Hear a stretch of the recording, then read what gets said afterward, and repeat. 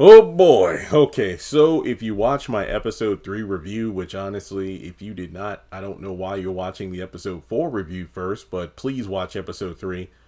You know that I was not a fan of this week's batch of episodes. And episode 3, I believe I gave the lowest score I've ever given to a Zatima episode, that being a 5 out of 10.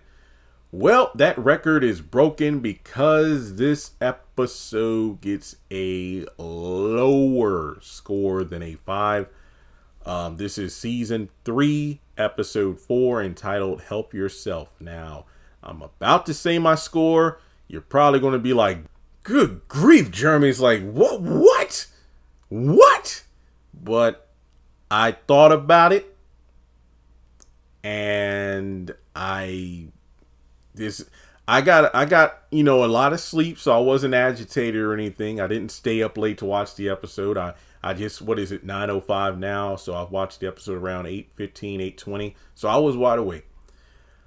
This episode is a 3 out of 10. Now, hey, hang on.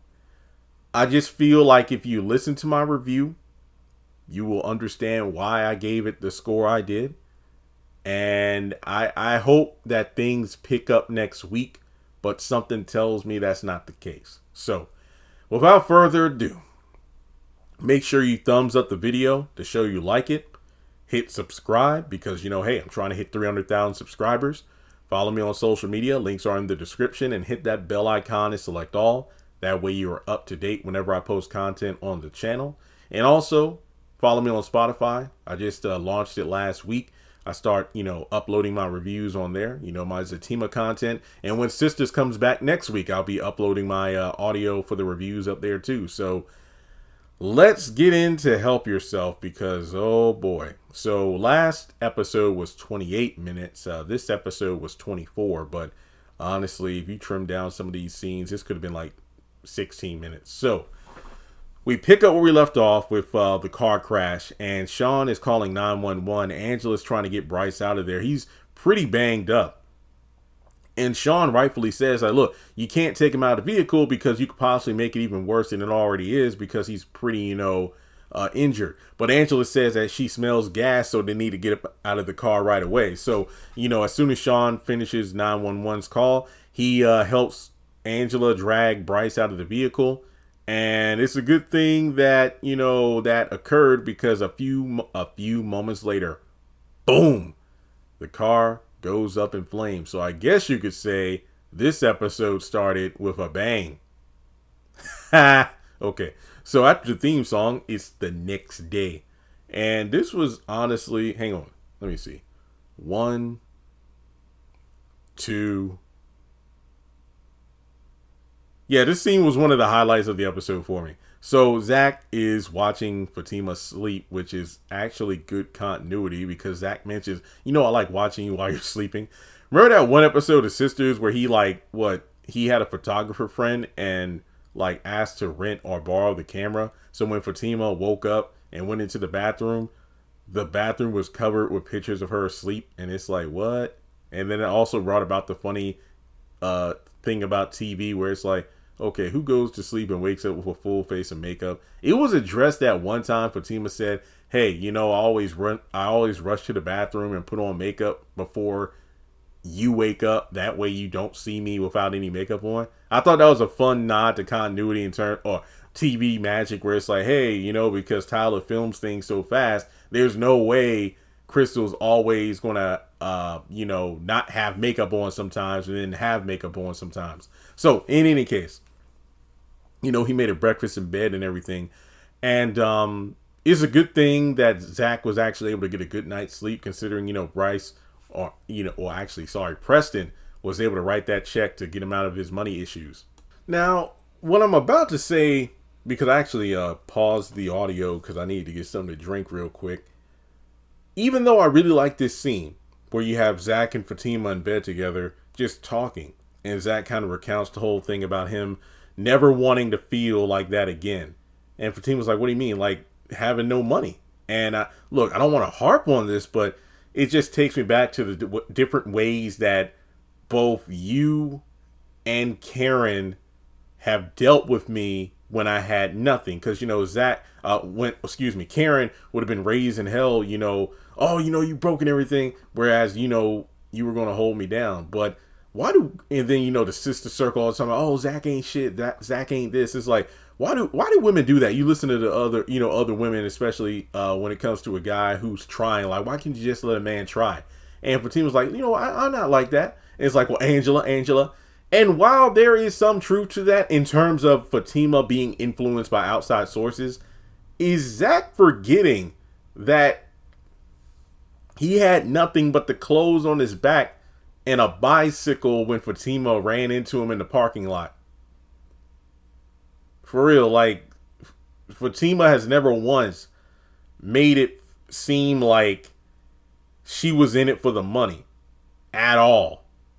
Because she's not. She got her own. So, Zach, come on now. Just run it back. I was with you for the whole conversation until I really thought about it. I'm like, wait a minute. This doesn't seem right. Hold up. Now, from there, yet again, we go back to a subject I touched upon in episode 3, but I said I talk about more in episode 4. And that's the fact that, so you're going to call Bryce about the check? No, I'm going to wait. It's like, come on, Zach, just call. It's like, just tell. It's like, no. I mean, he needs to learn there are consequences for your actions. Come on, Zach, just do it.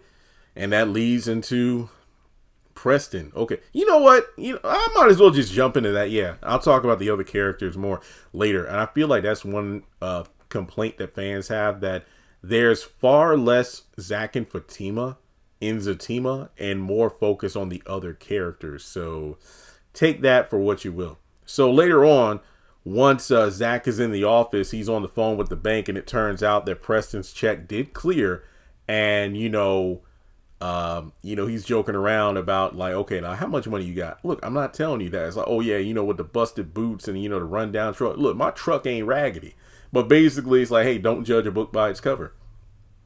And look, I'm kind of the same way. Like, I'm not stacked like that in terms of millions, but I am quite content with my 2005 Honda Accord and the clothes I wear. I don't wear fancy, shirts or anything, or, chains and all. No, that's not who I am. But yeah, that's how it is. Like, I like Preston in terms of, he's low key. Nothing wrong with that. But then the conversation shifts to the whole, so you're going to call Bryce? And it's like, okay. In this instance, I understand why Preston brings it up, because look, believe it or not, I understand you and Bryce are going through right now, but you need to call him so we can sign the contract so we can get all this straightened out. And he eventually convinces Zach to call. But, hey, you know what? Even though, we're out of the hole financially, Bryce is going to be the one to pay all the overdraft fees. Okay. Now, here's my main issue. It's the fact that, yet again, these characters are just ignoring Zach's understandable feelings towards Bryce. First, it was the kiss. Fatima laughed in his face about it. Bro got sexually assaulted and got laughed at. Well, just kind of forget about it, because didn't Bryce do a lot of good for you? Basically saying like, hey, I know he pushed up on you and tried to kiss you, but look at all the good things he's done for you. Now, I don't want to be that guy, but in the midst of I don't even know if this is still a thing, but I know allegations are still a thing. Me Too time's up. Doesn't this seem like the casting couch of Hollywood and whatnot? Like, if, let's just say a female in the industry has a talent agent, or, there's a director who, I got you booked for this role that's going to change your life, or, hey, look at all these auditions I have lined up for you. And it's like, I've been on your team for like the past couple years, and you wouldn't be where you are without me. So don't you think I'm owed a little something?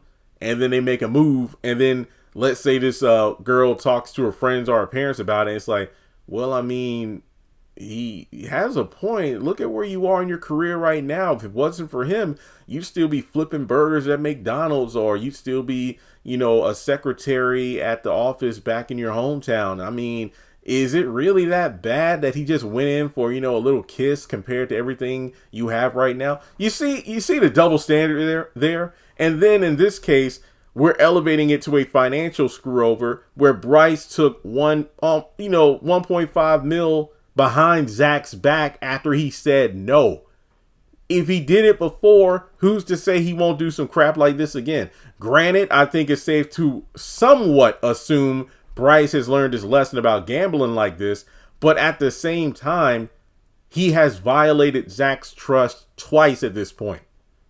So I do not blame Zach for wanting to either cut ties with Bryce or make him suffer or what have you. But at the end of the day, if his signature is needed, then, hey, Zach, come on, run it. Make sure you get your money right. And then from there, put some, plans in place. But honestly, I think before Bryce signs, Zach needs to have a sit down, and Preston too have a, I would say a 3-way meeting, but pause.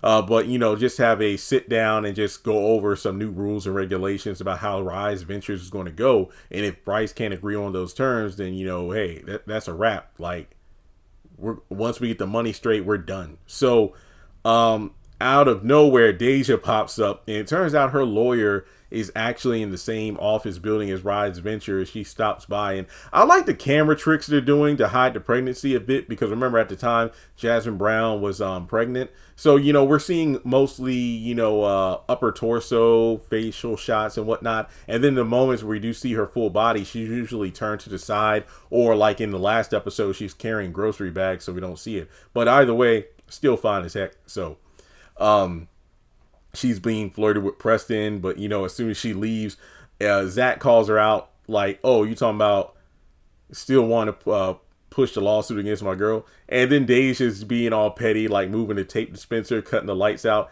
Ghetto petty, and I love it. And Zach notices the look on his face, like, "What, y'all know each other?" "Oh no, we just met outside of your house." Look, like, I seen that twinkle in your eye. I'm letting you know right now. You think Danny's messy? Deja's like 10 times worse. Like, she'll take all your money, all them cows and your boots and everything. She'll take it all. Hey, don't worry about it. I'm not stupid. Okay.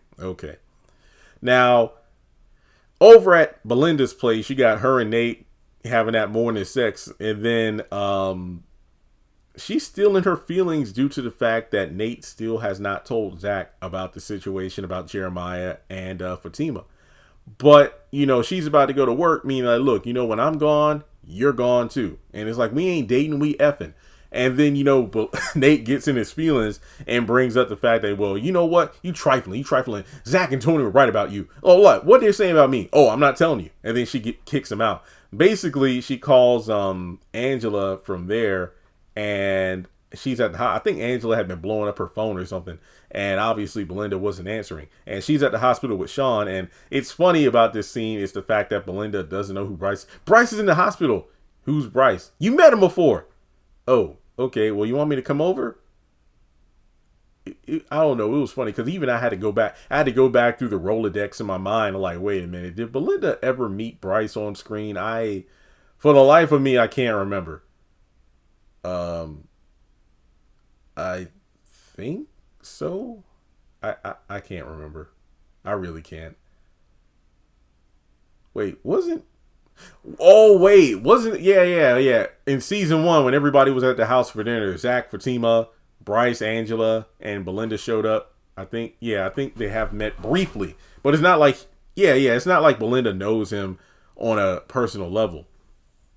So from there, Sean's at the hospital, but he's showing that he's caring, but Angela doesn't want him there because to her, he's literally just a piece of meat. So it's like, look, you keep looking at your watch. It's like, yeah, well, that's because I got to go to work soon. You work at night. Yeah, but I got to get some sleep. So she does tell him to leave. And from there, Belinda pops up and is questioning Angela, like, wait, do you really like this dude? It's like, it seems like you care about Bryce. And it's like, well, I wouldn't stay at a hospital 2 minutes for Nathan's trifling behind. What about Lewis? And I guess this is a dude from her past. But basically, he's like, well, I had to find out. He's like, yeah, you were scared too. I guess it had to do with an STD or something like that. So she had to wait to see what his results were from taking the test. But, Belinda brings up the fact, like, well, look, it's like, I don't know why you care about him. Isn't he the one that likes wee-wee? And it's like, I thought you had moved on to somebody else like Sean. I mean, Sean knows what it is. He's just somebody I'm messing around with. So Belinda her message behind is told to leave. It's like, look, you just call me and let me know, because her whole thing is trying to get, in contact with Zach. It's like, wait a minute, you said Bryce? Wait, that's the business partner, right? So why don't you call Fatima and then call Zach, or I can call? It's like, no, don't you dare, Belinda, because everybody knows what's up. It's the fact that if she gets in contact with Zach somehow, she's going to, tell him about the Jeremiah thing. And that goes back to the whole Tony and Nate thing, where I'm like, or actually the Zach and Tony thing, because Nate wouldn't say what they were saying about Belinda. And I'm like, oh, I wonder if this could be a potential reason for Belinda to want to tell Zach even more. It's like, okay, so y'all talking behind my back. Let me start some mess.